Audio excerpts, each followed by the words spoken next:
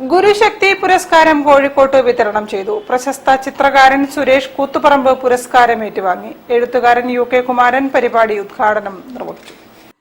ഗുരുകുലം cultural trust ഏർപ്പെടുത്തിയ ഗുരുശക്തി പുരസ്കാരം വിതരണം ചെയ്തു. സുരേഷ് കൂത്തുപറമ്പ് എന്ന പ്രശസ്ത ചിത്രകാരനാണ് ഗുരുശക്തി അവാർഡിന് അർഹനായിട്ടുള്ളത്.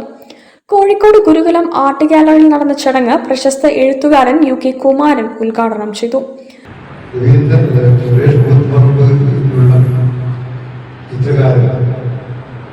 ശില്പി എന്തുകൊണ്ടാണ് വ്യത്യസ്തനാകുന്നത് എന്നുള്ള മാത്രമാണ്. നമുക്കറിയാം, നമ്മുടെ ഇന്നത്തെ കാലത്ത് ഒരു എഴുത്തുകാരനോ കലാകാരനോ കൃത്യമായ നിലപാടുകൾ എടുക്കുവാൻ പലപ്പോഴും സാധിക്കാറില്ല.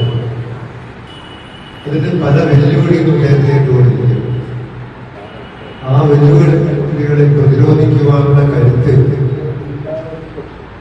പലർക്കും ഇല്ല എന്നുള്ള യാഥാർത്ഥ്യം.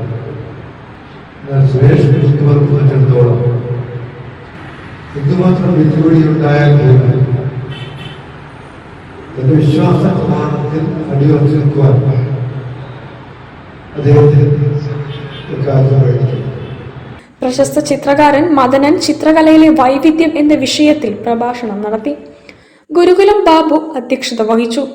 സംസ്കാര സാഹിതി ജില്ലാ ചെയർമാൻ കാവിൽ P മാധവൻ, ചിത്രകാരൻ CK ഷിബുരാജ്, യുവകലാസാഹിതി സംസ്ഥാന treasurer Ashraf Kuruvattoor, Calicut fine arts principal M Lakshmanan എന്നിവർ പ്രസംഗിച്ചു.